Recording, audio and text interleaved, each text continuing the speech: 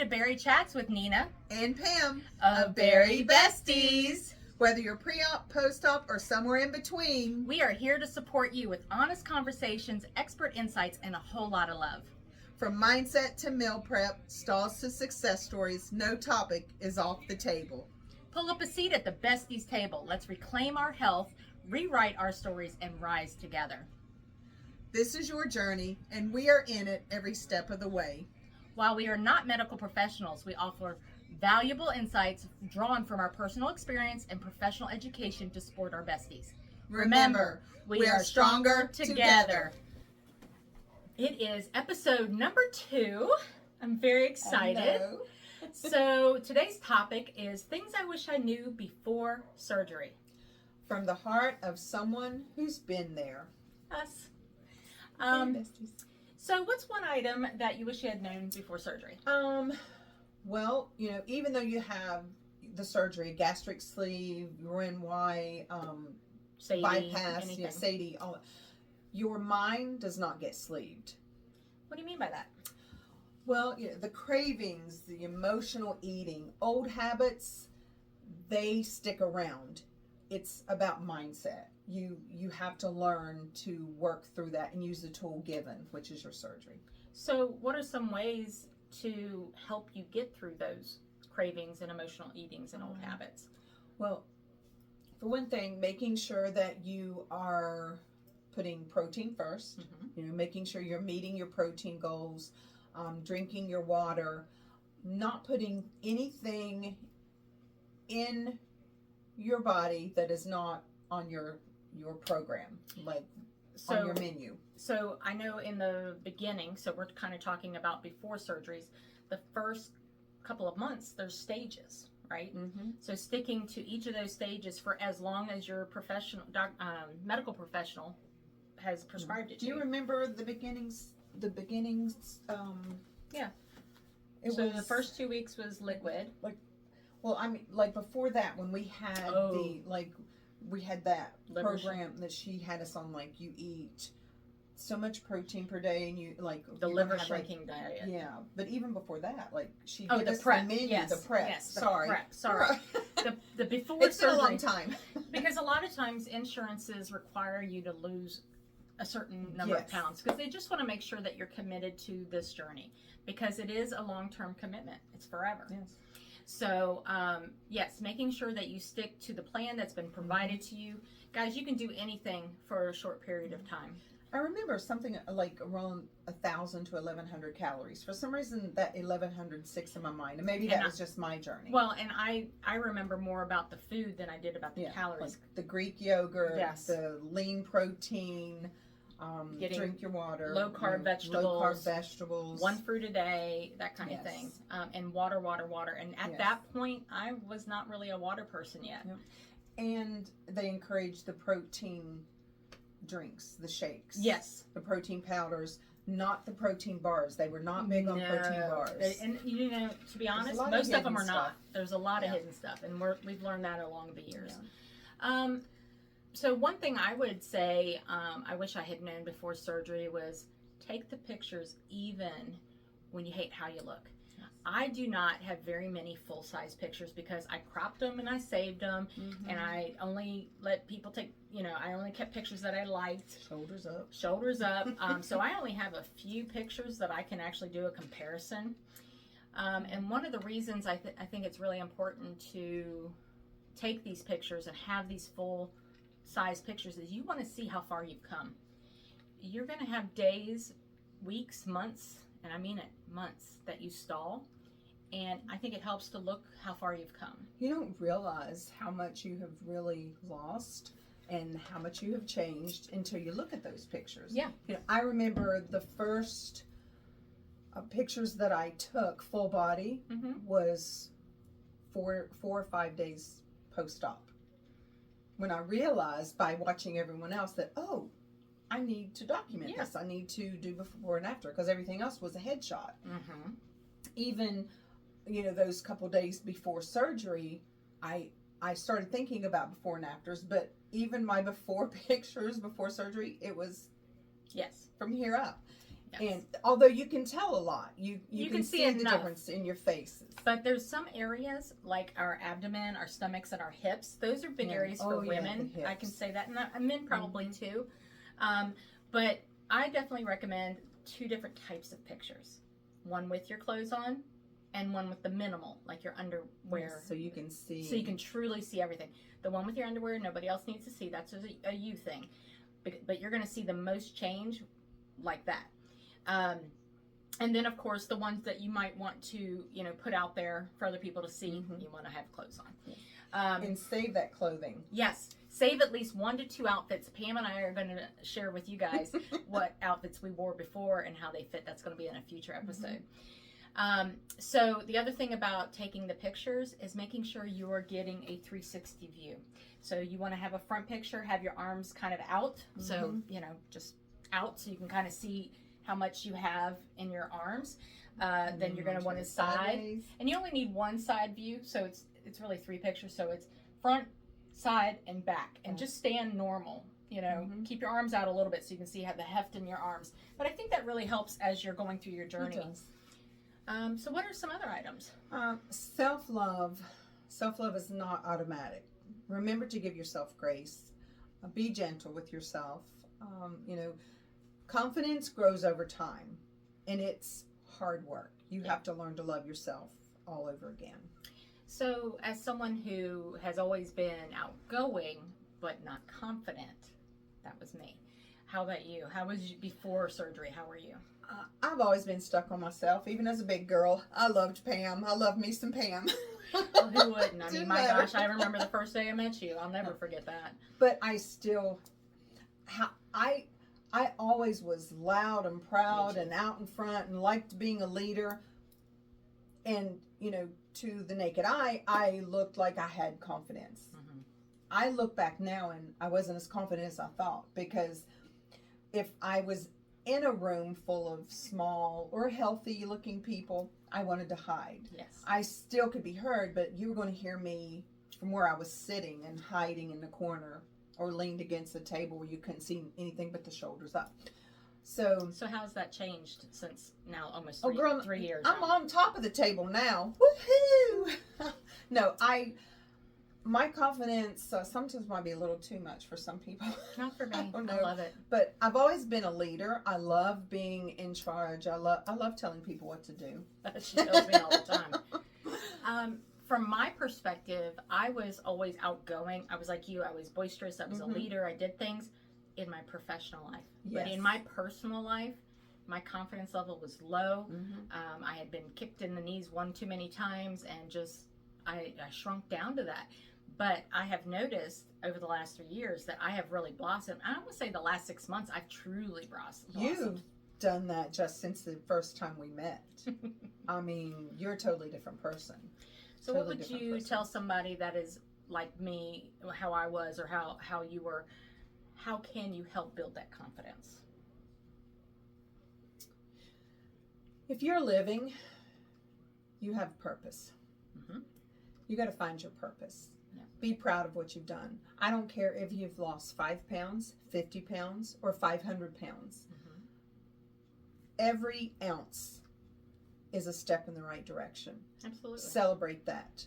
And you have the right to toot your own horn, share your story.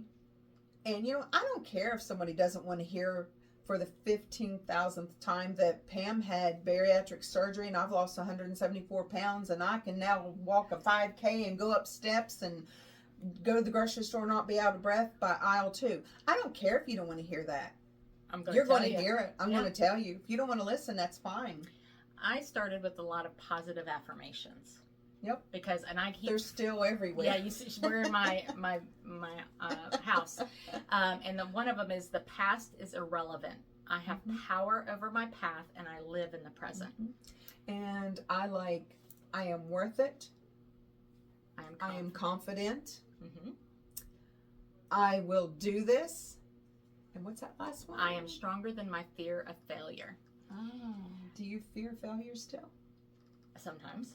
But I am not, maybe fear is the wrong word. I'm apprehensive of failure, but I'm not scared to fail anymore because you don't trust easily. I know I've never trusted easily. I've had one too many. But I am stronger than my fear of failure because I do try things now that I never would have done. The other one is my dreams are possible. I can achieve whatever I set my mind to. So I set my mind to bariatric surgery, and I was going to lose, about 160, 170 pounds, and I'm right in there. And lastly, I am entitled to happiness. I am loved, even if it's just me that loves myself. I am enough. I love that one. And problems are opportunities. There you go. And I use that. I've been trying to use that this week because work's been a bit much. But I've really been trying to use that one this week. I love that. The other thing is that not everybody's going to clap for you. Your healing, you need to realize this.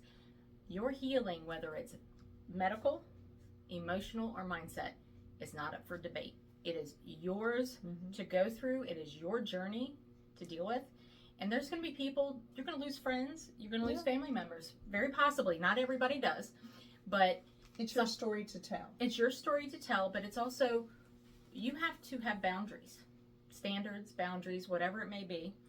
Whether it's having that conversation like you had with a family member, or maybe saying, we need to take a break while I continue to heal and I continue on my journey. And maybe once, you get a better attitude, we'll get back together. There you go. So, you hear a lot. You hear other people say to you, "That's the easy way. It's easy." I hate that. It's not a magic fix. No, it is not. You have to put in the work. Yes. It's hard work. Yeah. It's mindset. It's physical. It's emotional. It's all of those things. It's getting out of bed and pushing yourself on days you want to cover your head. Yeah. There are days that I have not wanted to get out of bed. I have literally just been like, no.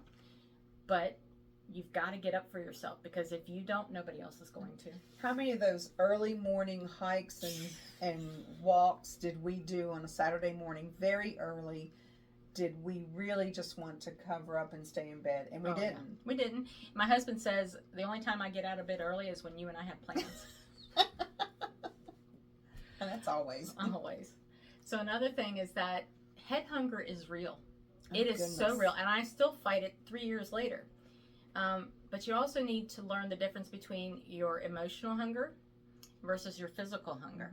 So what are some ways to tell the difference between emotional and physical hunger? Oh my goodness. Let's see.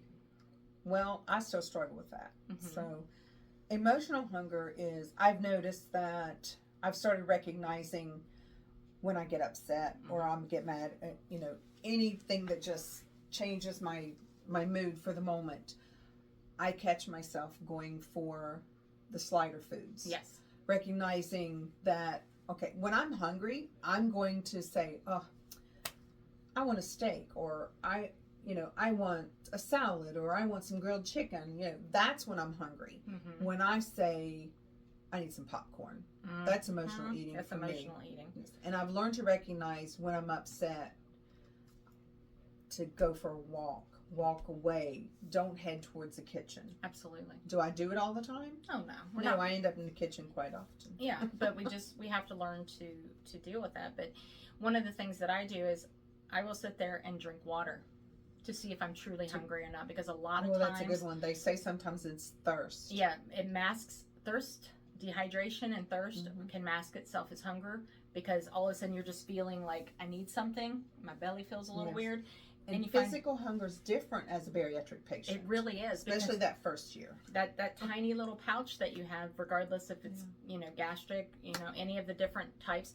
Also, guys, if you're on a bariatric journey that is non-surgical, either with GLP-1s or just on a plan for healthy eating, you're going to have the same thing. You really need to, this is for everyone. Emotional hunger, we tend to, and I think this is a topic that could go forever, but emotional hunger is one of those things that a lot of the reasons that we are at the size that we are, that we needed surgery, is because we allowed things, or there was a trigger that happened, or something happened that cause us to go to food. Yeah. Food, it doesn't judge you. No, it does not. And people go to it for comfort. You do. I remember it's immediate satisfaction. You know, you feel good for the moment. Even when you're by yourself and not with other people, you know, I used to hide food. I'd eat it in the closet, or I'd wait till my husband was gone and I would eat it, and I'd keep it hidden from him. I ate after my husband and my boys went to bed. I was 10, 11, 12 o'clock eater, you know, and that's a hard habit to break. Sometimes when I'm stressed, I'll be up late and I'll catch myself doing it. Another thing is that first year, what does physical hunger feel like with the pouch? Just because it is gurgling or making those weird sounds, like it's growling, you are not hungry. You might have gas. That's but also it's just your body absorbing things. It's just the way it works. And I remember Xena, that's my dog. Xena, her dog. But I remember the first time I went back to work and I was sitting at my desk and all of a sudden it was the worst sound. I was on a Teams call with 15 other people. Yes. And I was one speaking and you hear this big growl and I didn't know what it was. I didn't realize it was the worst sound, and I wasn't hungry. It was just my body absorbing digesting what I had just eaten maybe 20 minutes before. Oh my gosh. It does. And physical hunger also, you will truly start to actually have a stomach pain. I mean, sometimes that will happen even as a bariatric patient. But you'll get weak, you'll get you just feel like you're lethargic. I think that's almost like sometimes I'll like break out in like a cold sweat and I'll get chills, almost like I have the flu. It's a weird feeling. But that's when I am extremely hungry and I have not kept up on my nutrition. If it's just, hey, it's been 3 hours, it's time to eat, it's not a big deal. I also find that when I eat on a consistent schedule, and I have since day one been every 3 hours, whether it be major meal like breakfast, and then 3 hours later I'll have a snack, and then 3 hours later I have a lunch, and just, you know, go through it. And usually I end my day with a yogurt, Greek yogurt with protein that has either some granola that has protein with it, or almonds. Those are my favorites, and it gives me that, because I was also a nighttime eater, and I always feel like you're sitting there watching TV or just relaxing, and you just want something to eat. Because you ate in front of the television for so many years, and it just... And that's head hunger. Yeah. It's a trauma. It's a form of trauma, because that's where you're connecting with that TV. Hey, this is when I eat my snack. And I'm a grazer, and that's where I get in my most trouble. Is I will just graze, and you'll eat like a handful of this, handful of that, and before you know it, those handfuls have added up to a cup or a bowl of something. Overeating nonsense. One thing I have found that helps me when I know I'm going to want something, just because I know I'm going to want it, is I take popcorn or whatever it might be, and I put it in small baggies. You portion control everything. Control it, and that is when I did my best. Yes.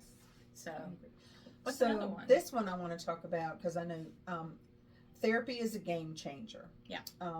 I know you're a big supporter of therapy. I am. And so addressing food addiction, trauma, you know, all those things. Your triggers. Yes, your triggers. Tell me a little bit about where you are with how you feel about the therapy side of things. So one thing that I'm actually upset about is the fact that when you go in for bariatric, regardless of what kind it is, one of the first things you have to do is that checklist, right? And one item on that checklist is to get passed by a therapist.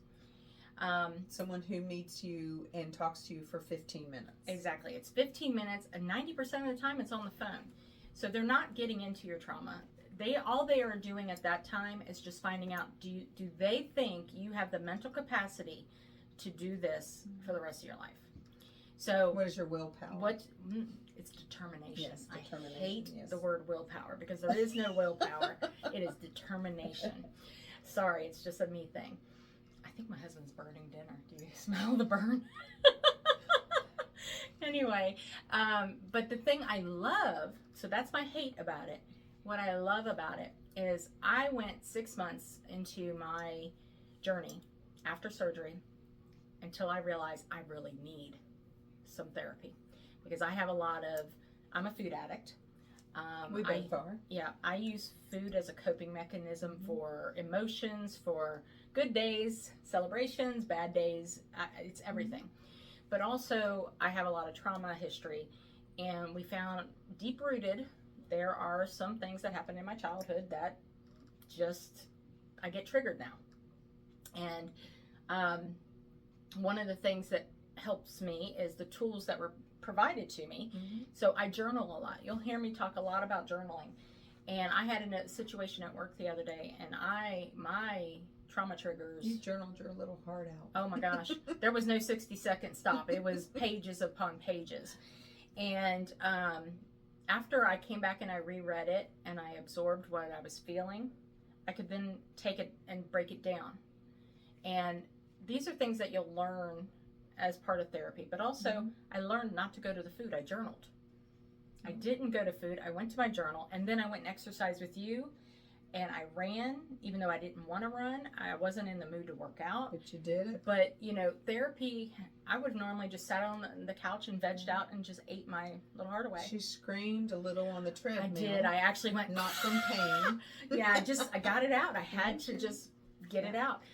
So I, just to piggyback a little bit about the food, I want to talk about, yes.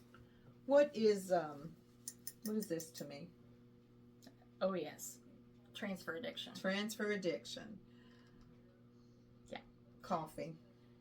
But you were a big coffee drinker before, weren't you? Not this big. Oh, really? I would have 2 cups a day. 1 in the morning, 1 at night, maybe 1 in the middle of the day. This might be cup number 8. Oh, wow. I didn't realize that. Yeah. Wow. I had 3 before 7 a.m. Yes. So there are transfer addiction. I know you did a big thing about transfer addiction at one point. Yes. So what do you want to explain? Because some people hear the word, they don't understand what that exactly. is. So I went from I'm a food addict. That's not going to change. Instead of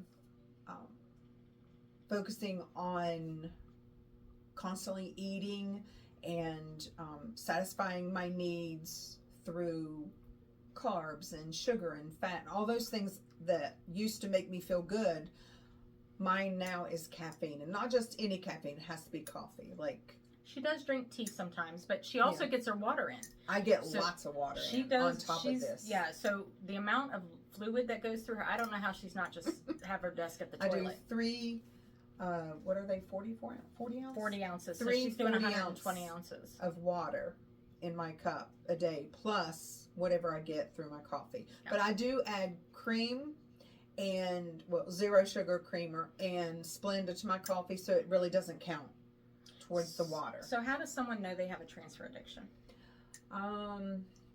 Usually your best friend tells you. I do. Well, gosh. Thanks, Nina. So you asked me something I can't answer. I have a shopping addiction. Mine was shopping. Yes. Amazon. I don't like to shop in a store. I still have trauma from shopping in stores and things not fitting. So all of a sudden when Amazon pulls up 3 days in a row, my husband's like, all right, what's going on? Yeah. So you will find that when you have a transfer addiction, it's usually you're focused on something instead of the food. You're finding something else to focus on. Even people who focus on exercise, it's a transfer addiction.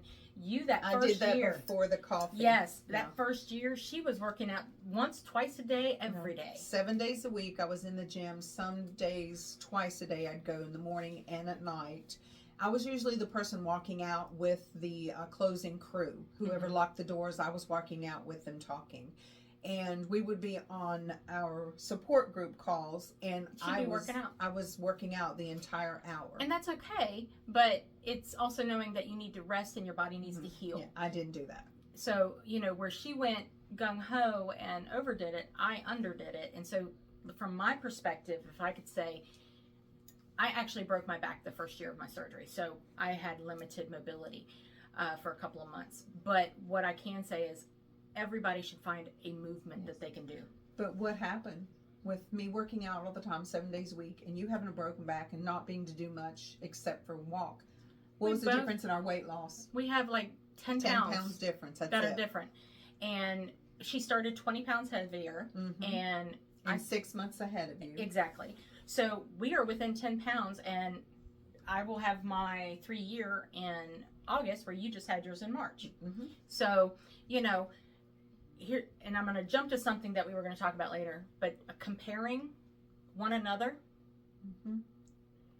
do not do that. If I could say one thing, don't do that. Because I know that comparison. Yeah, because I know you and I have compared a couple times, and then it breaks your heart. Yes. It really does. What is it you always say, though? Comparison is the thief of joy. Yes. Because it's almost like coveting your neighbor. In the Bible it says about coveting. It's envy. It is. It's envy. Yeah. So where I started out with a more straight frame, Pam is a pear shape because she has nice hips. And Did you say that out loud? I did. She got a booty. She has booty. Lots of booty. Lots of booty. And we love her. But, we're shaped Good thing differently. I'm confident. I know. It's a pretty booty. Sorry. My husband looks too. I watch him. Stop! I've seen you dance. You're horrible. It's all fun.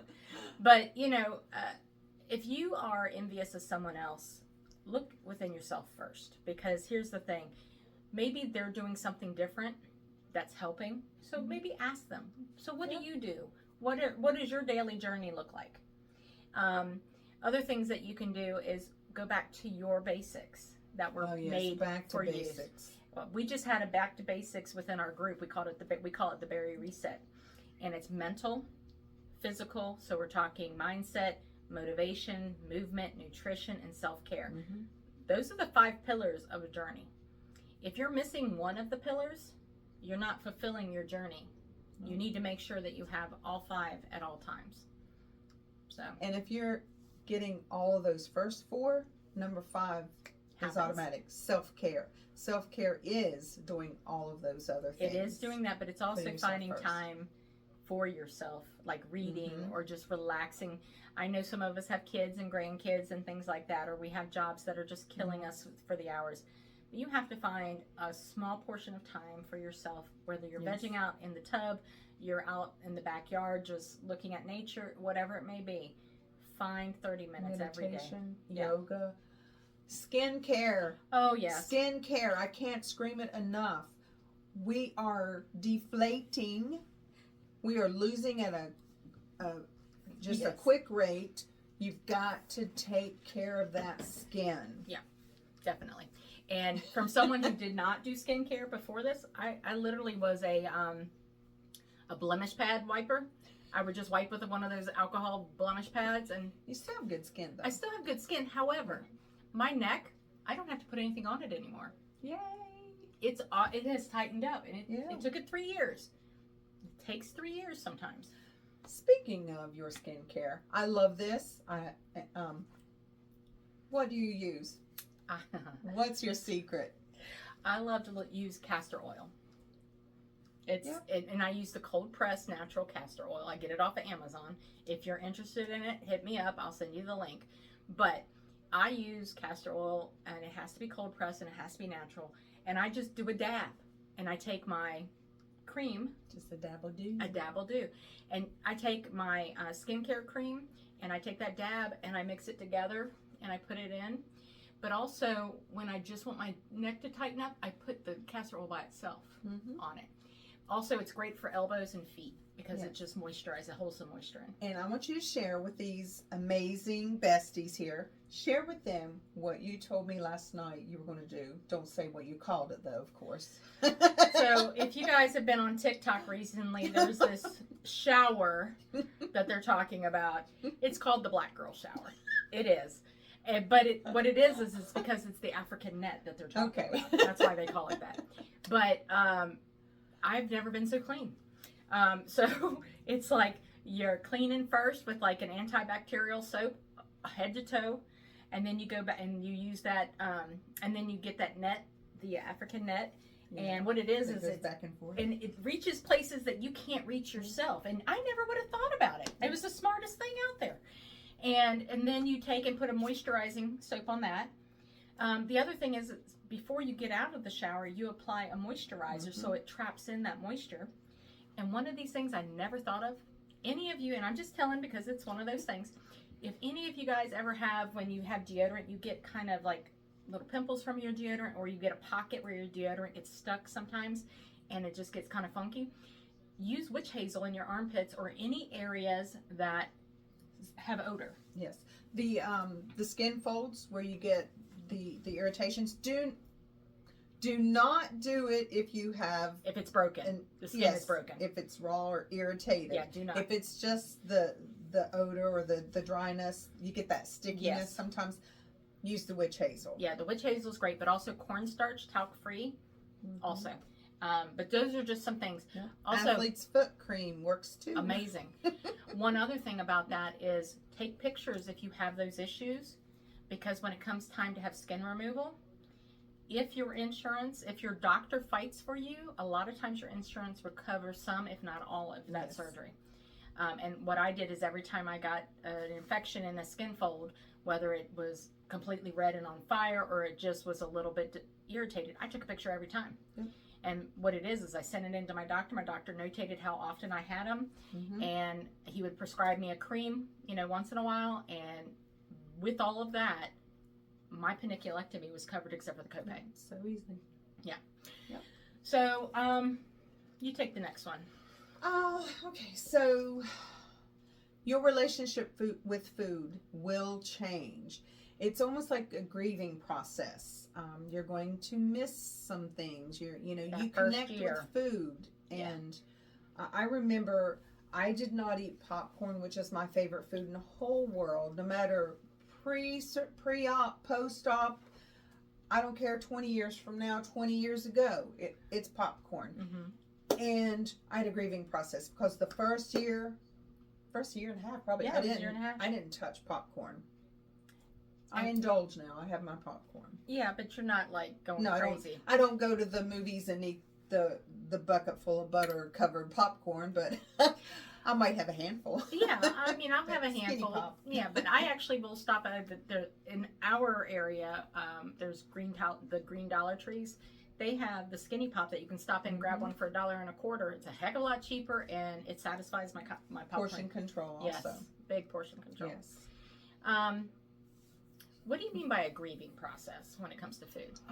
Well, it's almost like we connected with food. We relied on food for everything. It's almost like you're losing a best friend. True. Because when I was was your sad, comforter. Yes, when I was sad or mad or whatever I was feeling, I turned to food, and I had certain foods for certain moods. Yeah, I did too. Hey, that rhymed. Yes, it did. And I remember because my surgery was at the very end of August, the very next holiday was Thanksgiving. And I remember going, okay, at that point I was on soft foods, if I remember correctly, but still looking at the table and going, I can't have that. And it's the word can't. Can't. What we have to remember is that my license plate actually says no can'ts. Yep. But anyway, it's a choice. It's a choice. I choose not to have it now, knowing that when I get to my goal weight or when I get further along, I can have some of it, but I will never eat the way that I ate pre-surgery, because that's how you kind of get through that. We were moody foodies. Oh God, yes. We need a shirt that says that, moody foodies. So one thing we talked about earlier was that everybody's journey is different. Not to compare, but also we have to remember to be kind to every person around us, because not only is their weight loss journey different, their lives are different. They have different makeups, different DNA. They have different situations. Some come from a traumatic background. Others are flourishing and doing well. Some people have aches and pains that prevent them from being able to work out, where others are just flying high. And age does play. It does. In that, we're in our 50s. I'm 56. She's 51. I caught myself. I remember calling Lucia. She was our nutritionist. I remember calling her, and Leanna. She was our behavioral therapist. Yep. I called them like, I don't know, maybe day 8, 9, 10, somewhere along there. I hadn't went back to work yet. And I was comparing myself to someone else that had surgery a few days before me. And I was so devastated because I was still struggling to walk, without pain and to walk further than just the mailbox. And she was out walking through her neighborhood. Yeah. And I remember Lucia said, Pam, you cannot compare your journey to someone else's. First off, you are in your 50s. You have been through a lot more. I had a stroke in 2020. The person I was comparing myself to was in her early 30s. She started about 80 pounds less than I did. Yeah. She was also a lot shorter. And just her activity was different before she had surgery. Yeah, and she still had kids at home, so she was constantly running. Yes. Yeah, so we have to remember that comparison is really not good. I see people on our page, on our Facebook page, constantly say, I'm 6 weeks out, I've only lost 30 pounds. Only? That word is so brutal. Because you couldn't have lost that weight the old way before surgery without the tool that you have. So be thankful. Yes. I lost 30 pounds. I lost 30 pounds. I've done it in 6 weeks. I hate the word only. What was it the other day you said? Oh, man. I knew she was going to throw me under the bus. Yeah. So I only lost 10 pounds. She said she only lost 10 pounds, and we were on the phone. And I said, I'm sorry, say that again? And she says the exact same thing. I only lost 10 pounds. And then I said, say it without the only. And then she just kind of whispers it. I lost 10 pounds. And I said, scream it. I lost 10 pounds. Celebrate every achievement, because this is how our confidence gets up. This is how we get motivated. You have to celebrate non-scale victories as well. Scale and non-scale both have the same weight, is the way I look at it. Yes. So. All right. Hydration. Oh. You guys constantly see me sipping. Hydration is what? What is it? It's a skill. And it's a full-time job. Tiny sips feel like a full-time job. Water is your ride or die, ladies and gentlemen.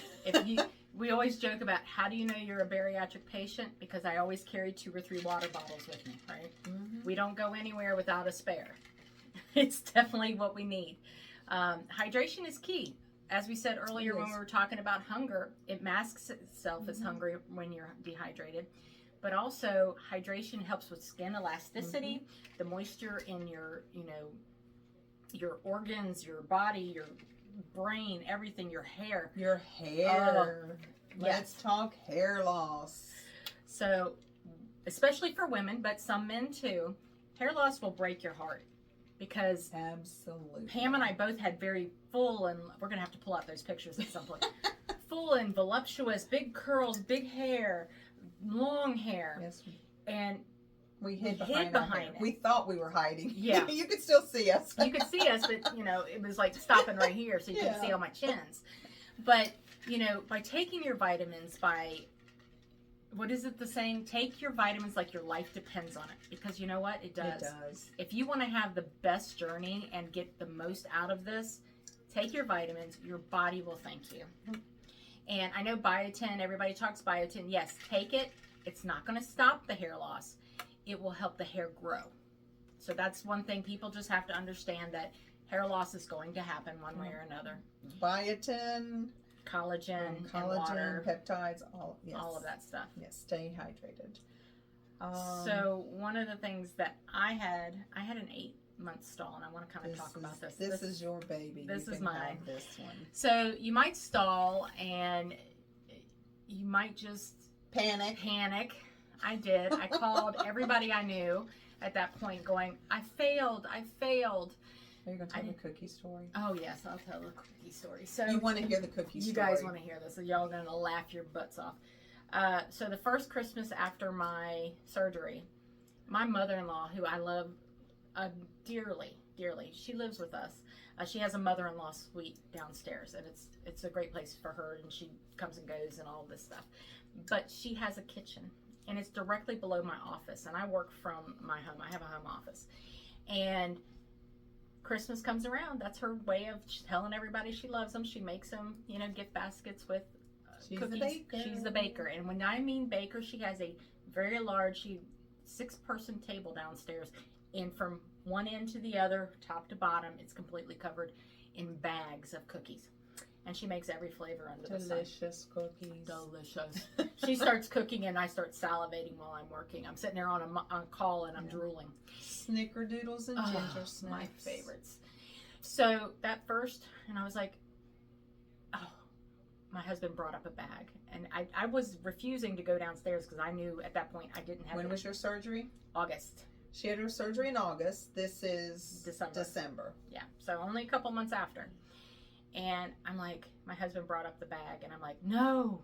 I'm like, I don't have the determination at that point. I don't have the willpower, whatever you want to call it, to avoid that. You said willpower.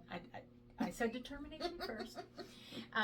But I was like, there's no way. I'm going to eat this. I'm like, anyway, so I was like, all right, one won't hurt me, right? So it didn't hurt you physically. No, it didn't hurt me physically, but it broke my mindset got screwed up. I started calling my little team of people I had kind of gotten close to that were having surgery, like Pam, and we had a couple other friends, and I would call them, and the first thing I said is, I ate 2 cookies, because it wasn't 1, it ended up being 2. And I said, I have screwed up, my pouch is going to stretch. I'm going to have dumping syndrome from here to Timbuktu. What have I done to myself? I literally went into panic mode. Mm-hmm. The friend on the other end goes, breathe, take a moment. It was 2 cookies. If it was last year before your surgery, what would you have done? I said, eaten the whole bag. Mm-hmm. She goes, this is progress. Okay, progress is good, but I failed my first major situation where food was presented that I should have said no to. She said, it's okay. Next time, you'll do better. Mm-hmm. And the next time, which was the following year, I had 1 or 2. I can't remember. Now, this past Christmas, we're not talking about We're not talking about this past Christmas. Yeah. She got us both. She got us both. Thanks, Nana. Yeah, we love her. But them cookies are good. But you have to realize, you also have to live with this tool. It is not just a no. There is not a no for food. You have to learn moderation, and you have to learn your limits. And, okay, so I had 2 cookies. What am I going to do now? Yeah. I'm going to go on a walk. Exactly. We always talk about making the next bite a berry bite. And what is a berry bite? That is something you come up with. I did. After the cookie fiasco. I did. I came up with a berry bite because I was like, I need to be protein forward. If I make a mistake, it's going to happen, guys. I don't care if you say you're perfect. I don't know a single person that is. But the one, you're close, but you know, your devil horns come out every once in a while. But we have to give ourselves grace. We need to be hard on ourselves sometimes, but we have to give ourselves grace and realize we have to live a life with this tool. Does that mean I can never have my favorite popcorn again at the movie theater? No, it just means that first year to 2 years, you really need to be focused on your journey to getting to where you want to get to. Then you're going to introduce some things back in. You have to form those good habits habits first. Those habits are what's going to take you through the rest of your life and keep you from having regain. Because the first thing I do after having something I shouldn't, not the first thing, but the next time I have a meal or a bite, I make sure it's a protein forward meal, that it's literally just protein and no or low carb vegetables. And that's kept me from having a major regain. I had a couple of pounds, but the doctor told me that's actually expected. And they said you can fluctuate between 5 and 10 pounds. Yeah, and I've done that. We had went so long where we didn't even gain an ounce, that we didn't know how to handle it. So when we had that little bit of regain, which wasn't a lot, we just lost. When I went from 196 to 203, the fact that I crossed out of Wonderland that was the thing that got me. So the one thing I can say to you after it happened to me, and you can say how you dealt with it, I had to refocus, and that's when I came up and started doing the berry resets. Yes. Nina created the berry reset, and it was the best thing you ever did. Mm-hmm. And I remember I was a butthead about it in the beginning. I was like, I'm not going to do that. And I'm not doing that. And I didn't. Until recently. She was losing weight, and I was stalled for like a year. Mm-hmm. But then this time I did it because I had something to prove, and I dropped 10 pounds. Yep. And explain to them what a Bari reset means. So if you are part of the Bari-Bestiez on Facebook group, you get support by the Bari-Bestiez, by Pam and I. And we do different things each month. And one of the things that I have been doing for the last year is, but I did take a break, and I noticed what happened when I had the break. But anyway, a Bari reset is not a pouch reset. First thing I want to make sure it's very clear. There is no such thing as a pouch reset. You will never get the restriction that you had directly after surgery. With gastric sleeve. With gastric. Especially with sleeve. Well, really with any. You can't, once it's done, it's done.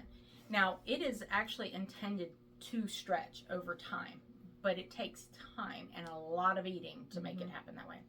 So the Bari reset is, again, as we talked earlier, it's mindset. Getting back to everything we talked about in the beginning, all of the basics that we were given from our medical professionals.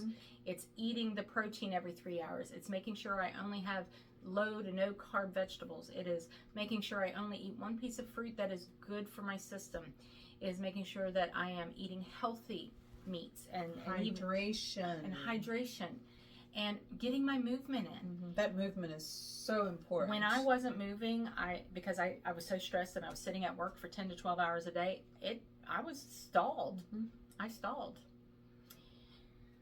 But we do it every month. It's the third week of every month, and we spend 5 days focused on ourselves, and it has kept me from... It works. Yeah. And I'm not saying you're going to lose weight immediately. Sometimes it's just about focusing on mindset again. So, you know, like right now we have a challenge that's going on about journaling because 1 minute. 1 minute journals. Minimum. And what it is we're giving prompts out, and it just helps you start getting some things out that you've been holding on to. When we hold on to things, that trauma triggers sometimes, and that's how we deal with it. This is a great place to talk about people treat you different. Yes. After weight loss, whether it's surgery or, you know, it's through nutrition and movement. They treat you different. Yeah. You can lose friends. Yeah. You don't really lose it can family be eye-opening. One of the things I noticed is that before surgery, you remember how we were at Amy's Cafe that day and the gentlemen were hitting on us? And we didn't know what to do. We didn't know what to do because it had never happened before. Not while we were at our larger selves. Not in a long time. Yeah, it had been a decade or two. So, you know, there is a discrimination, obesity discrimination that is truly out there. People in larger bodies. Yeah. And I think one of the things about that is that you have to just realize and not let everything go to your head because you're still who you are. Society judges us. Yes. Loudly. Yes. I wouldn't go to I stayed at a job for 20 years that I hated because I was afraid to go anywhere else because of my size, that I wouldn't get hired. Because you'd have to prove yourself. Over and over. Over and over. Yeah. Yes. How about going to the gym as an overweight person? Oh, that was brutal. When I first had surgery and I went into the gym, I guess, let's see, I had surgery in March, and I think it was like maybe June or July. So what was that, 4 or 5 months? And I remember going into the gym that first time, and I had already lost maybe 75, 80 pounds, something like that. And I still walked in feeling like I was the biggest person in the gym. But you know, it's mindset, because you know what? Most of those people aren't even looking at you. They don't know care. I was there. They're looking at themselves in the mirror, checking out their own stuff. They're not worried about you, but it's a mindset situation. And I remember one night, because I always tried to hide. I would be burning up because I would wear the big bulky sweatshirt or hoodie over my leggings, and I would choose a machine that was furthest out away from anyone else. I would choose something that there was nobody else around me, especially behind me. And I remember one night I went in there, and my son Jacob, who is always in the gym, very fit, he and his friend came over to me, and they got on the bikes beside me, and they were riding and they were talking, and I'm just going to town. I've been on there like an hour at that time. And I remember they were sweating, they were huffing and puffing, and these are guys, big muscle guys that are lifting all the time. And I remember my son Jacob looked at me, he said, "How long you been on this?" I said, "It was like 60 minutes. It was over an hour." And he's like, "How long do you do this?" And I said, "I do 2 hours." And that was when she was gung-ho, and that's I do 2 hours on the bike, the incumbent bike. And he had been on it like 3 minutes. And he said, "How do you do that, Mom? My goodness." And he was dying. And that did it. Yep. That was my moment. And Jacob, if you watch this, I love you, because that moment told me that I was strong. And that gave me so much confidence. I never told this to you. You inspired me, but you made me realize what I was capable of, and that what I was doing in that gym was big. Yeah. Well, and a lot of people that have never done cardio and have just done weights. I mean, we've heard Dad Rob from Busy Bariatrics talk about it. You need both. You need the cardio, you need the weightlifting, because that's where you're going to get your weightlifting is going to help your muscle, which it makes the skin look toned because it tightens up. Some of it, as you get older, it's a little harder. But then cardio gives you the ability to breathe and go hard. And there's a difference. You have the weightlifting gives you strength. Yes. And that cardio gives you stamina. There's a difference in strength and stamina. My son had strength, I had stamina. Yeah. And I didn't realize how important that was, and how much, because I can tell you now that 5 years ago, I could not have sat down and done 1 minute on that bike. No, I get you. I'm right there with you. Well, one thing I think we can close with, that's really important, especially this is the whole thing Last about, but not least, the things I wish I knew before surgery. You need to find your people. Finding your people is going to make the biggest difference in your journey. Yeah. What does that look like? What do you mean by find your people? Join support groups, join calls. You know, you've got so many different, the thing about right now is bariatrics and other weight loss. There are so many on Facebook and on Instagram and things like that. Some are good and some are not. Some are good and some are not. You really have to check them out. Yeah, that Bari-Bestiez group's pretty cool. You know, they're pretty awesome. Yeah, they're pretty awesome. Yeah, those two ladies, they put a lot of effort into it. But the biggest thing is you don't want to do this journey alone. So one of the reasons... You can't do it alone. I don't feel you can. You can, but it's going to be very difficult, because you need someone that you can go to and talk to about the days, and they need to be able to understand it. So having somebody that's on the same journey, it doesn't have to be at the exact same time. We're 6 months apart, but we get it. And we get it. And that's what you need, is someone who gets it. My husband, God love him, he does a lot for me and he helps me a lot, but he doesn't get it because he's not on the journey. We have been blessed with our husbands. They have been our biggest cheerleaders. They have meal prepped for us, and they have went on 5Ks with us, and went on all of those new things we want to try, zip lining, they go. Hiking, I mean, they do it, but they go. All of that. and I'm married to a Marine, so, and I'm still doing things and talking him into things that he wasn't going to do. No, he wasn't going to do. But it's been great having them along with us. They have pushed us sometimes when we needed that push. Yep. But when it comes to that mindset, well, and having somebody that, and I get the same feelings that you're going through. So you're like, Nina, I really want to eat this right now. My husband would be like, eat it. Yep. We can't. Pass me one. Right? And I don't want to say we can't. We shouldn't. We shouldn't. There's going to be times where we do. But 99% of the time, we need to try to stay on path. And actually, maybe it's a little less than 99. But, you know, the biggest thing is just making sure you're making the right decisions for yourself and for your journey. I was in maintenance. And while my doctor still says I'm in maintenance, I feel like I'm not. I don't like that word. I hate the word maintenance because it set me back. It set me back. So that's part of what happened. And I'm just going to take a quick minute. I know we're kind of getting close to time, but when I was told I was in maintenance, I was like, oh, I don't have to lose weight anymore. So I stopped doing everything. Instead of him saying, you are at the point that you don't need to lose any more weight, but you still need to work hard to keep it off. To maintain, which is the key of maintenance. I know, but it's just how he said, you're in maintenance. Yeah. You're good. You're good. Yeah, and I mean, I got to my goal size. How you going to stay there, Nina? Yeah, how are you going to stay there? They didn't say that. So having a support buddy, or a Bari buddy, as we have in our group, is a good way to have someone that can help you through those days. Yes. Because when I gained that 10 pounds, and I've lost 5 of it. I still have 5 to go. I was freaked out. I completely had a meltdown because I was like, I have worked so hard over the last 3 years. And we both went into self-sabotage mode. Yes, we did. So it's real. It happens. But the good thing is, when you have somebody that understands this, they can help you come out of it. Mm-hmm. Because especially if you're like us and you hang out together, they're going to be like, do you really need to eat that? And I'm like, no, she would never say that to me. I would. But she'd say, hey, why don't we split a meal? Then I'd say, give me a bite. Yeah. But what we've done is we do like to go out after we work out on Tuesday. We go over to Bob Evans. It's the little place that's right across from where we work out. And we split a meal. Yeah. And we have our green tea. Yes, we have our green with tea. honey and Splenda.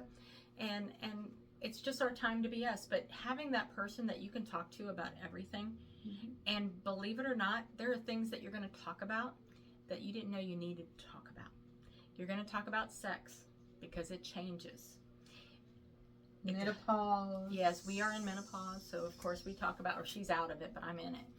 And, you know, there's just so many things to talk about. I mean, it's talking about the food journey. It's talking about the movement journey. Each of these 5 items is a journey in and of itself. And the things that trigger you, you know, stress at work, stress in your relationship, you know, family life. Or just having somebody to lean on that understands the journey you're on. So that's what Bari-Bestiez is about. And that's a program that we have in our group. Thanks for tuning in to Bari-Chatz with Nina and Pam of Bari-Bestiez. We loved having you here with us today. Don't forget to connect with us on all your favorite social media platforms. Facebook, Instagram, TikTok, YouTube, and anywhere podcasts are available. So stay strong. Stay inspired. Remember, your journey is yours to reclaim. Catch you next time, besties. Join us each Tuesday for a new episode.